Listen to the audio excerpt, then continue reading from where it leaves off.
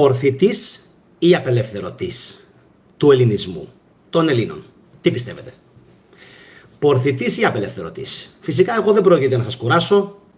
Με ξέρετε, έχω ξετραβωθεί από το διάβασμα τα τελευταία χρόνια.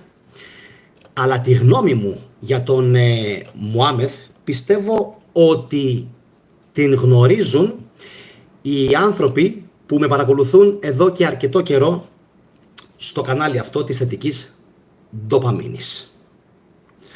Και φυσικά η γνώμη μου για τον Μωάμεθ είναι ότι θα έπρεπε κανονικά, όπως και το 1453, να θεωρείται απελευθερωτής του ελληνισμού και όχι δυνάστης, τύραννος, κατακτητής και πορθητής. Και φυσικά βλέπετε ότι το σύστημα τρέχει άμεσα να προλάβει. Τρέχει να προλάβει να βάλει τα μπέλα. Μωάμεθ ο πορθητής, Ιουλιανός ο παραβάτης, Νέρονας ο τρελός, Νέρονας ο μητροκτόνος, Νέρονας ο τρελός αυτοκράτορας. Γιατί το κάνουν αυτό?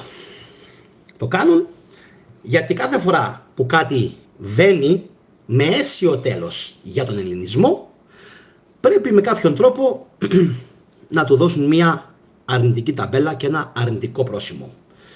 Να επενθυμίσω ότι σήμερα στην εκπομπή μπορούν να γράψουν σχόλιο στο live μόνο όσοι είναι συνδρομητές στο κανάλι και να κάνετε like, να κοινοποιήσετε αυτή την εκπομπή. Θα την δει πάρα πολλοί κόσμος.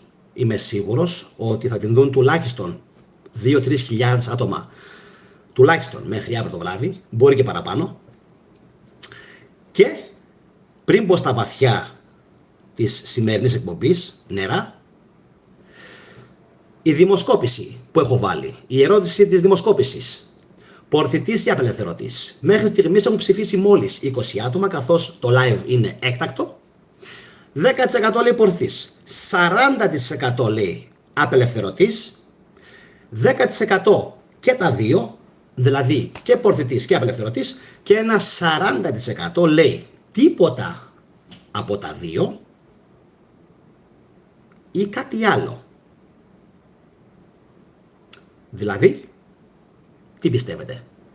Μου γράφετε τίποτα από τα δύο ή κάτι άλλο. Δηλαδή, ούτε πορθητής ούτε απελευθερωτής, αλλά κάτι άλλο. Αφού είστε τόσο έξυπνοι να ψηφίσετε το Δέλτα, για κάντε μου τη χάρη να μου πείτε και τι είναι αυτό το τίποτα από τα δύο ή κάτι άλλο. Δηλαδή, σαν τι? Και φυσικά ναι. Ο Μωάμεθ, ο κακός, ο πορθητής, είναι πορθητής. Γιατί πήρε τη βασιλεύουσα.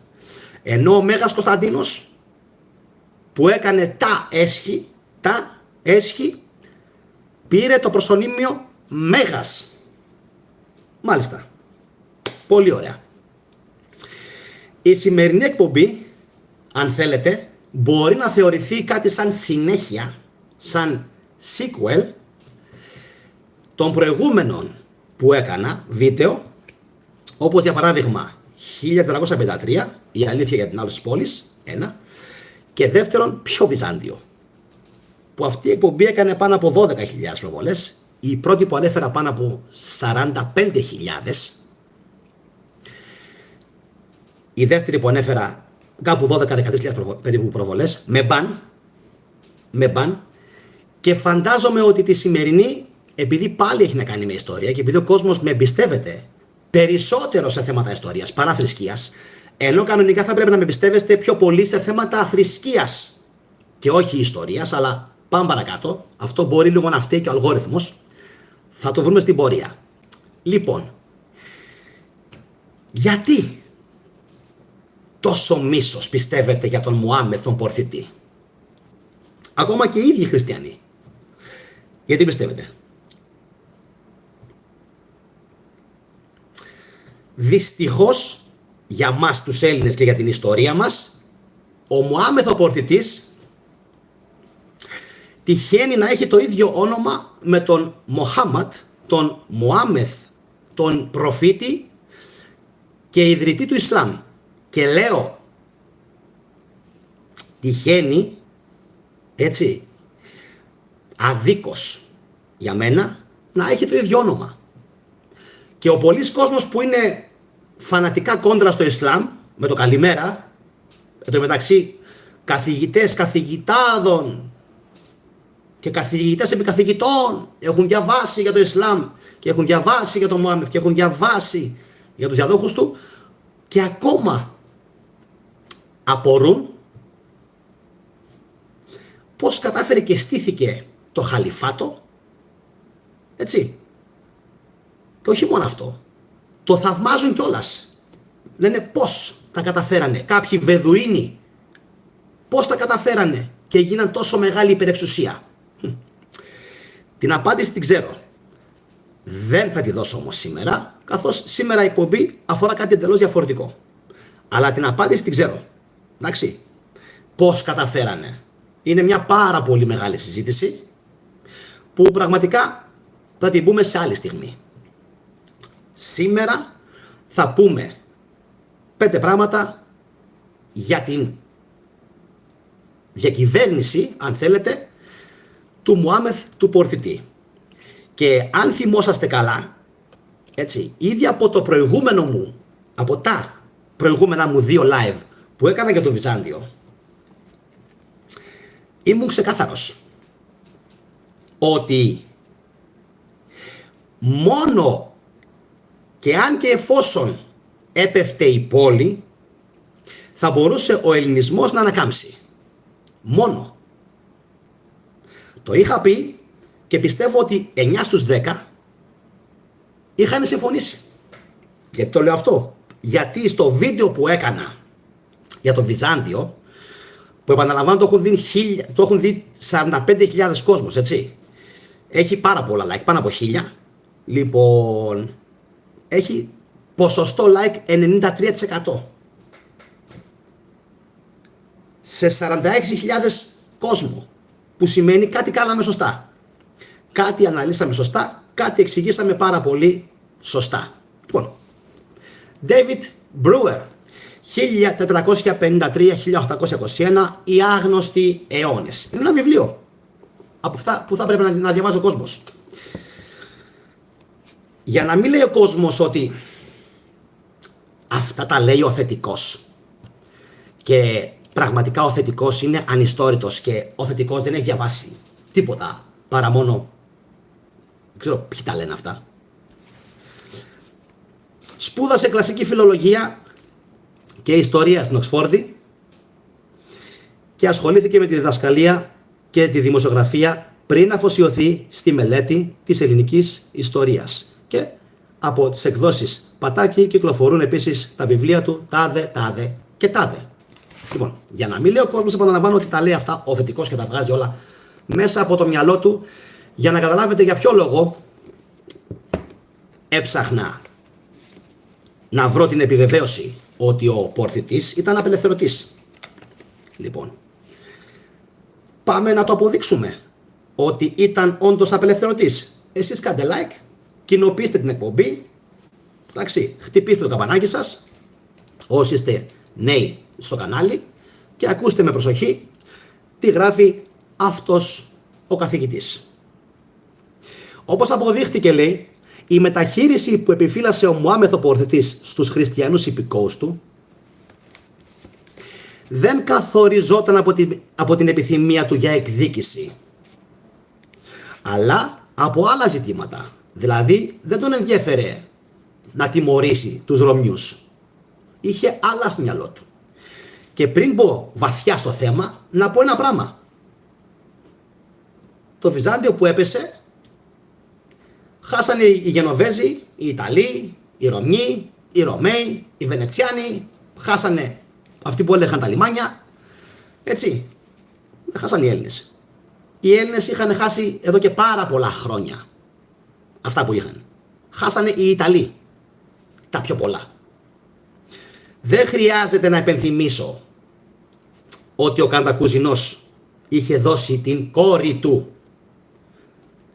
σε Μωαμεθανό. Εντάξει, ή μήπως χρειάζεται? Οι ίδιοι οι Βυζαντινοί μόνοι τους κάλεσαν τον Οθωμανικό στρατό πολλές φορές, έτσι, προς βοήθειά τους, και συνήψαν πολλές φορές μαζί τους, έτσι, συμφωνίες και γάμους. Γιατί? Για να τα πηγαίνουν καλά. Το ότι ανέβηκαν οι Οθωμανοί αργότερα πολύ και έγιναν εξουσία, αυτό είναι δευτερεύον θέμα. Τι θέλω να πω πριν πω στην εις βάθος ανάλυση? Αν σήμερα που έχουμε διαφθορά έρθει ένας ξένος κατακτητής και μας απελευθερώσει από αυτήν την μεγάλη διαφθορά που έχει η χώρα μας, αυτός ο ξένος θα είναι άξιος μίσους ή θα είναι μήπως άξιος επένου και χαράς για τους Έλληνες? Εντάξει. Έτσι γράφει η ιστορία. Εντάξει. Λοιπόν, πάμε λίγο να δούμε τι ζητήματα ήθελε να θεραπεύσει ο Μωάμεθ. Κυρίως, λέει, από τις διδαχές του Ισλάμ, από τη μουσουλμανική παράδοση σχετικά με τη συμπεριφορά των Μωαμεθανών προς τους κατακτημένους χριστιανούς και από πρακτικά ζητήματα της διακυβέρνησης. Ο ίδιος εκτιμούσε προσωπικά τους Έλληνες και ενδιαφερόταν για τη θρησκεία τους. Η συμπεριφορά των μουσουλμάνων προς τις άλλες θρησκείες βασίζεται σε μία φράση στο Κοράνι που λέει: όποιοι είναι Εβραίοι χριστιανοί, όποιοι πιστεύουν στον Θεό και στην τελευταία ημέρα και φέρονται καλά, έχουν την ανταμοιβή τους στα χέρια του Κυρίου τους και ούτε θα φοβούνται, αλλά ούτε και θα θλίβονται.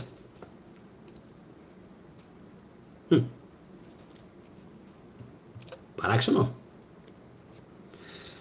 Wow. Αυτό είναι γραμμένο στο Κοράνι. Έτσι λοιπόν το Ισλάμ δεν ήταν ασύμβατο με τον χριστιανισμό, αλλά σύμφωνα με τον Μπρούερ ήταν πιο ολοκληρωμένο.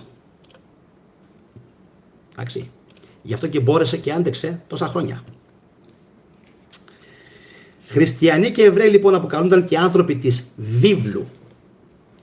Θεωρούνταν ότι είχαν γίνει αποδέκτες αποκάλυψης, παρότι ελλειπούς, η οποία ήταν καταγεγραμμένη σε κείμενο. Οι άνθρωποι, λέει, της βίβλου θεωρούνταν τζιμίδες, δηλαδή προστατευόμενα πρόσωπα. Ορθόδοξοι χριστιανοί, Εβραίοι, Αρμένοι, Χριστιανοί ή Γρηγοριανοί, από τον θεμελιωτή της θρησκείας τους τον 3ο αιώνα, Άγιο Γρηγόριο τον Φωτιστή. Διαβάζουμε, που σημαίνει ότι όποιος έχει ότα ας ακούσει. Ότι η μουσουλμανική, ή αν θέλετε η ισλαμική διακυβέρνηση τελικά δεν ήταν τόσο σκληρή όσο θα ήθελαν κάποιοι να πιστέψουμε ότι ήταν. Να συνεχίσω τι λέτε, γιατί έχει κι άλλα πολλά, πάρα πολλά ο θετικός σήμερα. Τα παρακαλώ. Το 638 μετά Χριστόν γνωρίζουμε πως ο Χαλίφης Ομάρ, έτοιμος να καταλάβει την Ιερουσαλήμ, υποσχέθηκε να μην επεμβαίνει στα ζητήματα της λατρείας τους ή στην διαχείριση των υποθέσεών τους. Πρόσφατα, το 1430, ο Σινάν Πασάς, κατακτητής των Ιωαννίνων, είχε υποσχεθεί στους χριστιανούς κατοίκους το εξής, και διαβάζω: μην έχετε φόβο, δεν θα γίνετε σκλάβοι, ούτε θα υπάρχουν απαγωγές παιδιών, ούτε καταστροφή των εκκλησιών. Λέει ο Πασάς, δεν θα τις μετατρέψουμε σε τζαμιά, αλλά οι καμπάνες σας θα χτυπάνε κατά το έθιμό σας. Ο Μητροπολίτης θα έχει την ευθύνη για τη δικαιοσύνη ανάμεσα στους Έλληνες και όλα τα εκκλησιαστικά δικαιώματα. Οι αφεντάδες που έχουν τσιφλίκια θα συνεχίσουν να τα κατέχουν, λέει ο Σινάν Πασάς. Εντάξει, το 1430 είναι αυτό που διαβάζω. Και λέει ο Μπρούερ κάτι το πραγματικά απίστευτο για τον Μωάμεθ, το οποίο αξίζει να το διαβάσουμε και να το προσέξουμε όλοι. Δώστε προσοχή. Φαίνεται καθαρά πως η παραδοσιακή άποψη περί αδιάλειπτης και αγεφύρωτης σύγκρουσης μεταξύ μουσουλμάνων και χριστιανών είναι μύθευμα.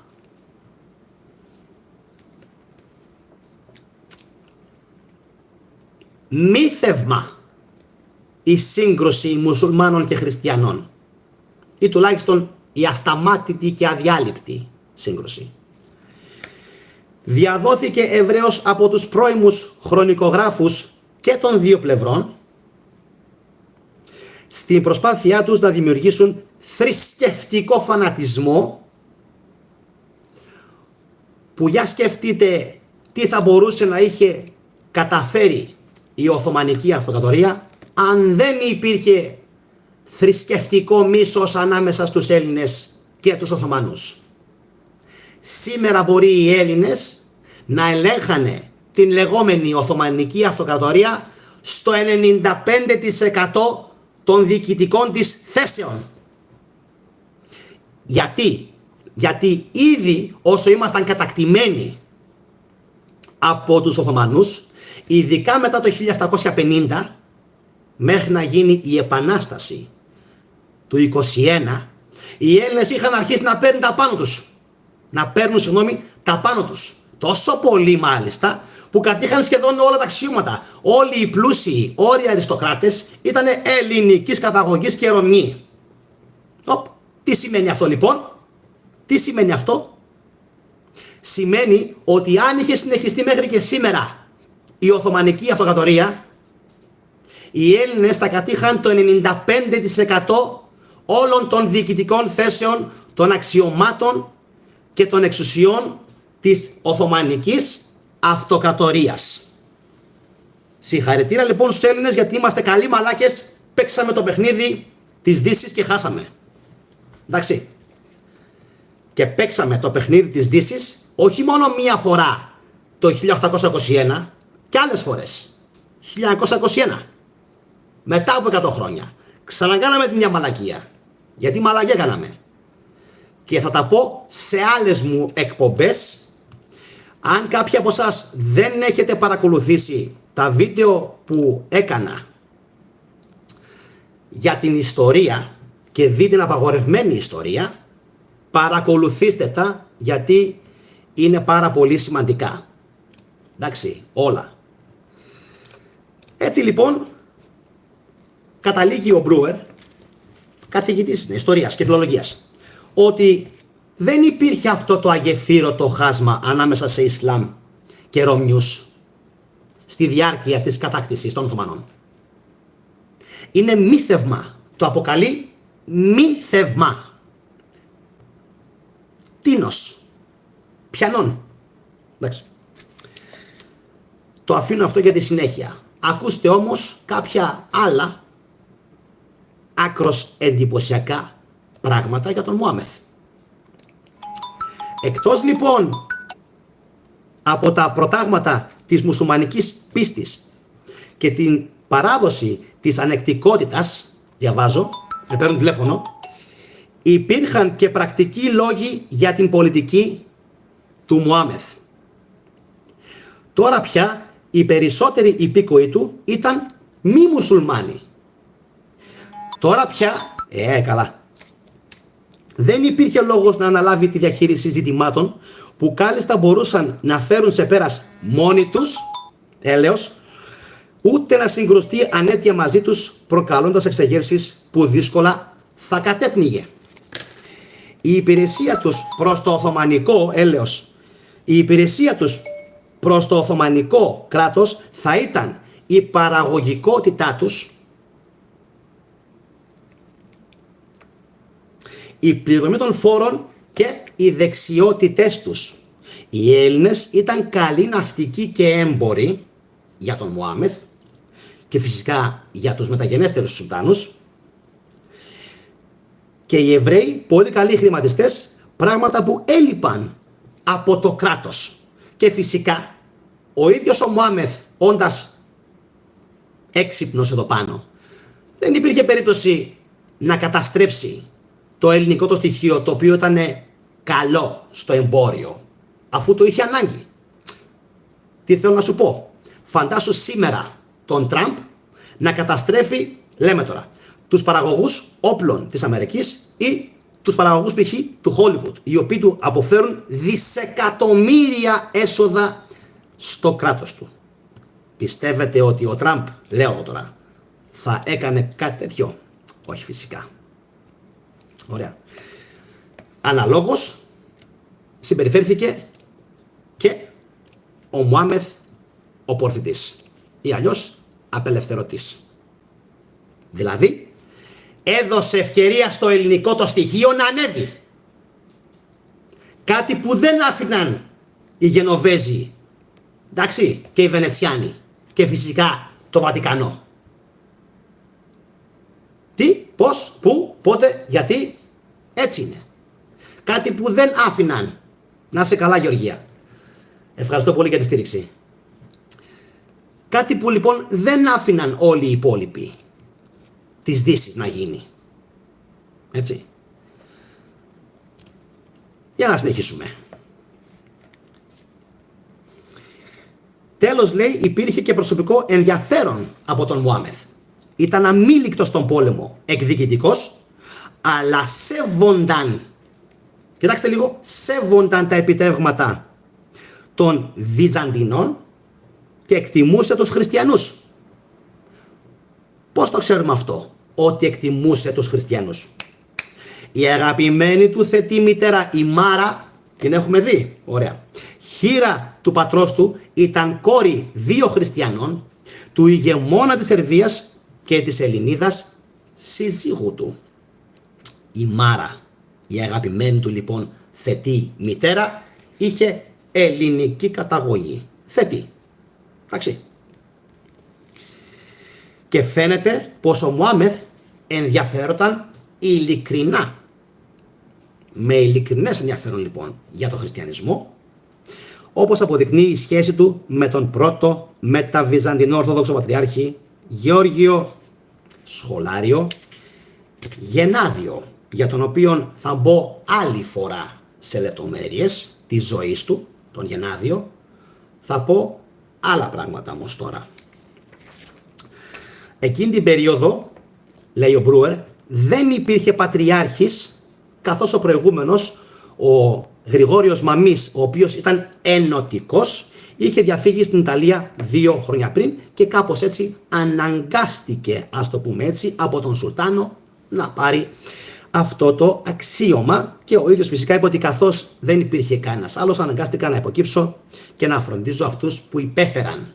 Αυτά τα λέει ο Γενάδιος. Ακούστε, δεν θα τα πω εγώ, εντάξει, θα τα πω όπως τα γράφει ο Μπρούερ, ότι έγραψε ο Γενάδιος ο Σχολάριος για τον Μωάμεθ. Δηλαδή, προσέξτε, αυτό που θα σας διαβάσω τώρα δεν το λέω εγώ. Εντάξει, δεν το λέω εγώ. Υπενθυμίζω 2 πράγματα. Κάνουμε like, γιατί τα like είναι μόλις, πόσα είναι παιδιά, 60 κάτι είναι τα like. Δεν βλέπω, γιατί είμαστε και από το κινητό και μπαίνει πολλοί κόσμος ο οποίος δεν με ξέρει. Γι' αυτό κάντε λοιπόν like, ψέματα, 31 είναι, 32. Λοιπόν, κοινοποιήστε την εκπομπή, καθώς την βλέπουν ήδη, βλέπω πάρα πολλά άτομα. Την έχουν δει πάνω από 2.500 άτομα την εκπομπή. Λοιπόν, για να μπορέσω να συνεχίσω με το τι έγραφε ο Γενάδιος για τον Μωάμεθ. Λέει λοιπόν, η κατανόηση και η καλοσύνη του Μωάμεθ ήταν ανακούφιση για εμάς. Τους Ρωμιούς εννοεί. Έχει υποστηρίξει την εκκλησία μας και επίσης με τη χάρη του Θεού έχει σώσει πολλούς από εμάς από σκοτωμό. Όπως βλέπετε, δεν ξεχωρίζει τον Θεό του Μωάμεθ από τον δικό του Θεό. Γιατί λέει με τη χάρη του Θεού. Εντάξει. Του, σας, τι γίνεται εδώ. Και δήλωσε, λέει, στο ποίμνιό του σε μια ποιμαντορική επιστολή πως θα μπορούσαν να ζήσουν σωστά. Πάμε πάλι το ίδιο όπως και με την εποχή της Ρώμης. Μόνο με την υπακοή και την υποταγή στην εκκλησία και στον προστάτη της Εκκλησίας, τον Σουλτάνο. Τροφή για σκέψη και για ανάλυση, έτσι. Λοιπόν, τι λέει τώρα εδώ πέρα?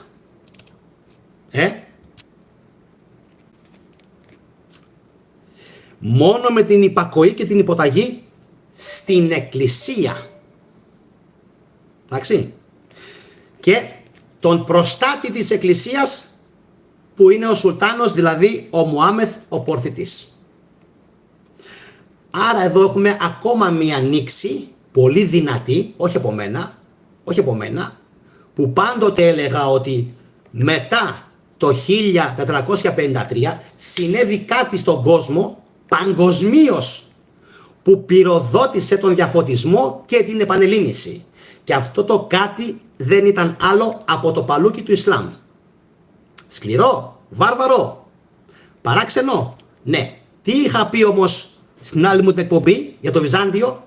Ότι ο χριστιανός που είχε συνηθίσει να κερδίζει πίστευε ότι ήταν το εκλεκτό πρόβατο του Θεού και ότι ο Θεός μόνο για τον χριστιανό είχε πλάσει αυτόν τον κόσμο. Αυτό πίστευε ο μέσος χριστιανός. Μέχρι λοιπόν που ήρθε ο Μουάμεθ και έδειξε στον κόσμο, τον ντουνιά, ότι υπάρχουν και άλλοι άνθρωποι που είναι μεσσίες εκλεκτοί του Θεού, όχι μόνο εσείς.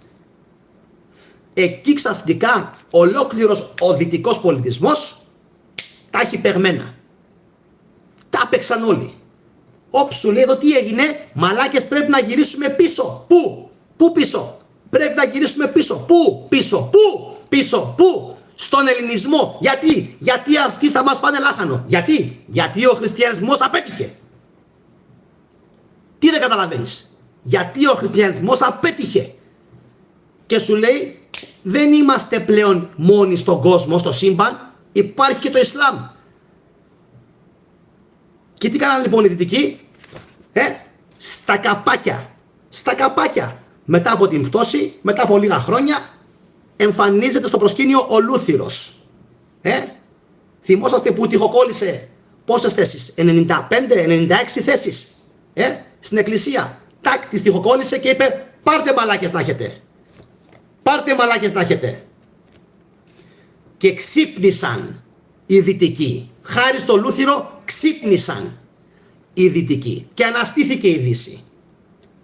Μέσω λοιπόν του Πορθητή απελευθερωτή αναστήθηκε και η ελληνικότητα της Ευρώπης και ο ελληνισμός επίσης της Ευρώπης, έτσι, και άρχισαν ξαφνικά όλοι να τη βλέπουν αλλιώς.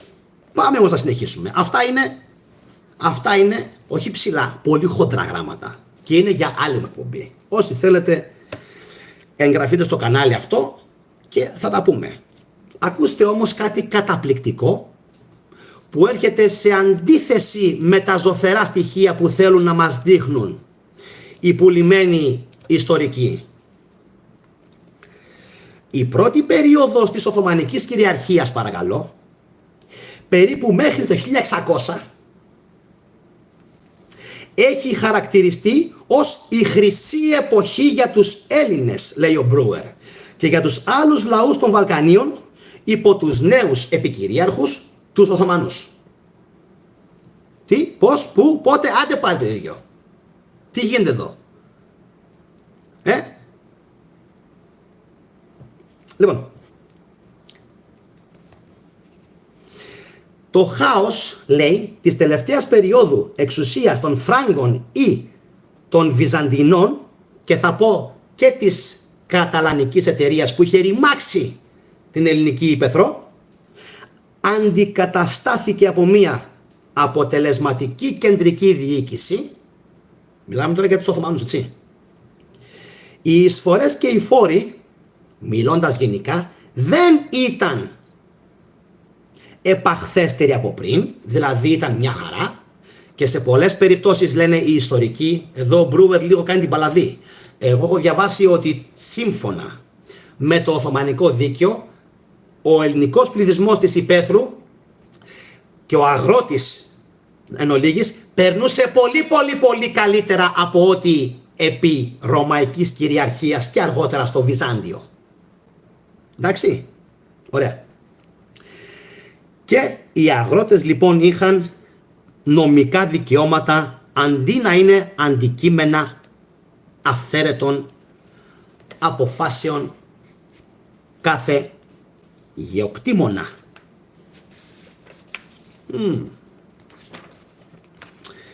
Εδώ λοιπόν έρχονται τα πάνω κάτω και ότι τα πράγματα και για τον Μωάμεθ αλλά και για τους Οθωμανούς δεν είναι τελικά τόσο ζωφερά, τόσο σκοτεινά, τόσο αν θέλετε ανθελληνικά όπως επέλεξαν να μας παρουσιάσουν στο σχολείο. Και φυσικά όλοι μας, θα βάλω και εμένα μέσα, που πήγαμε σχολείο, τι μαθαίνουμε?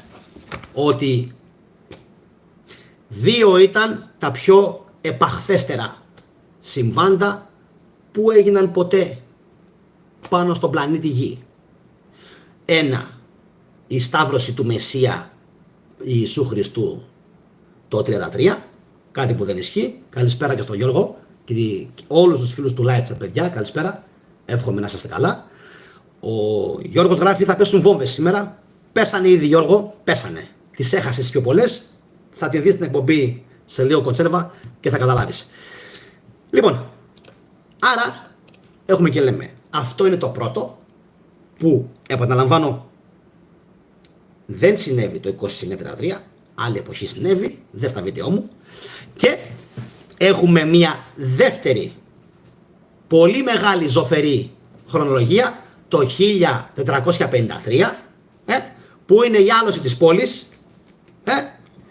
ωραία, που είναι ένα θετικό για μένα συμβάν, καθώς μετά από αυτό και το ελληνικό το στοιχείο αλλά και οι Ευρωπαίοι ξυπνάνε. Εντάξει, λοιπόν, πολύ ωραία. Και παραλείπουνε, και προσέξτε με τώρα πάρα πολύ προσεκτικά, παραλείπουνε να μας πούν ποιο είναι το πιο δύσκολο και πιο δυσάρεστο γεγονός του αρχαίου κόσμου. Ποιο είναι?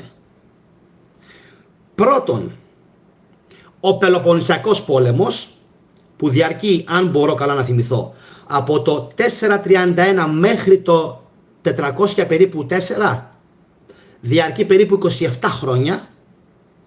Βάλε 30 για να είσαι μέσα. Σχεδόν 30 χρόνια που λύγησε Αθήνα και Σπάρτη. Και δεύτερον, έτσι, το 146 π.Χ. που ουσιαστικά αρχίζουμε σιγά σιγά, έτσι.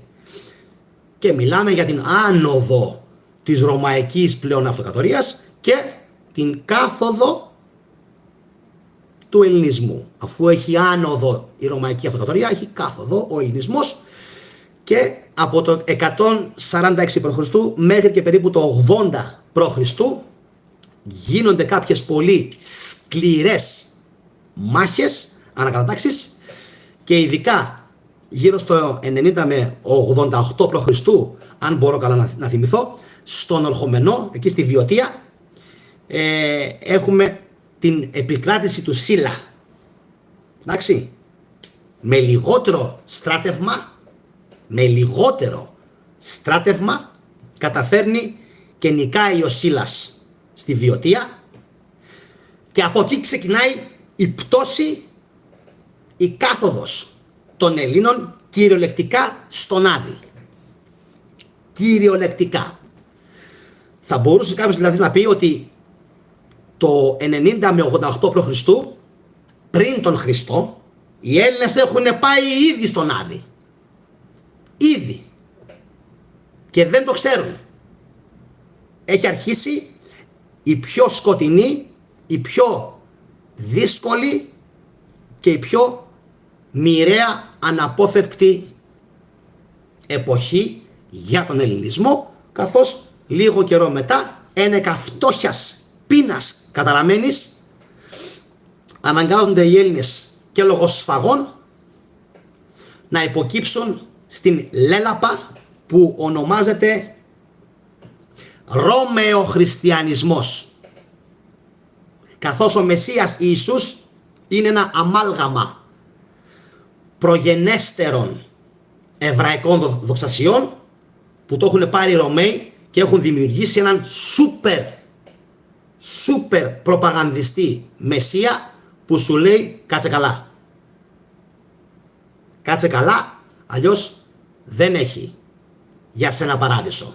Κάτσε καλά αγρότη, κάτσε καλά Έλληνα, κάτσε καλά Ελληνίδα, κάτσε καλά Εβραία, κάτσε καλά. Γιατί αν δεν κάτσεις καλά, τα πράγματα θα είναι δύσκολα για σένα. Ή θα στείλω λεγιώνα και θα σε φάω ζωντανό, ή θα πας στην κόλαση. Όπως λοιπόν καταλαβαίνετε, τα πράγματα δεν είναι πάντοτε έτσι όπως μας τα λένε.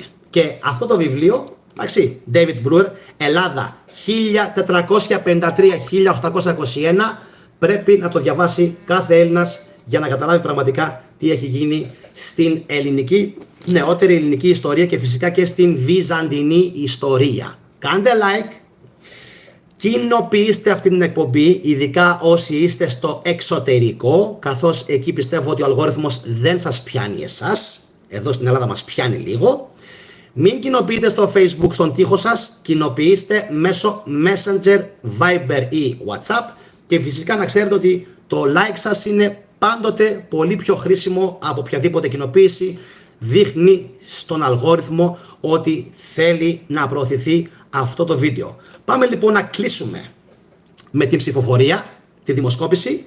Ψήφισαν 94 άτομα πορθητής ή απελευθερωτής των Ελλήνων ο Μωάμεθ. 31% λέει πορθητής, 27% λέει απελευθερωτής. Είμαι σίγουρος πολύ μετά από το βίντεο θα αλλάξετε γνώμη. 14% λέει και τα δύο και 28% λέει τίποτα από τα δύο ή κάτι άλλο. Αυτά από μένα, πάω για καφέ. Καλή συνέχεια σε όλους. Ευχαριστώ πάρα πολύ για την παρακολούθηση. Εύχομαι το βίντεο να σας αφύπνισε, να σας έδωσε στοιχεία και γνώσεις που δεν τα ξέρατε μέχρι και σήμερα και γι' αυτό θα ήταν καλό να το κοινοποιήσετε το βίντεο και να γράψετε ένα θετικό καλό σχόλιο από κάτω. Είτε το πιστεύετε είτε όχι, όταν γράφετε ακόμα και ένα ευχαριστούμε πολύ ή ένα μπράβο, ο αλγόριθμος το εκτιμάει και βάζει στην άκρη τα orcs που μπαίνουν και γράφουν τα δικά τους ή με κάνουν αναφορά επειδή είναι πολύ όμορφος. Δεν ξέρω. Αυτά. Καλή συνέχεια σε όλους. Ο Γιώργος ο Σαράκας μου γράφει θα το ξαναδώ 10 φορές και νομίζω ότι με αυτό το υπέροχο σχόλιο θα κλείσω και τη σημερινή εκπομπή που έγραψε ο Γιώργος. Θα το ξαναδώ λέει 10 φορές και 2 να το δεις φτάνει. Να είστε όλοι καλά. Γεια σας.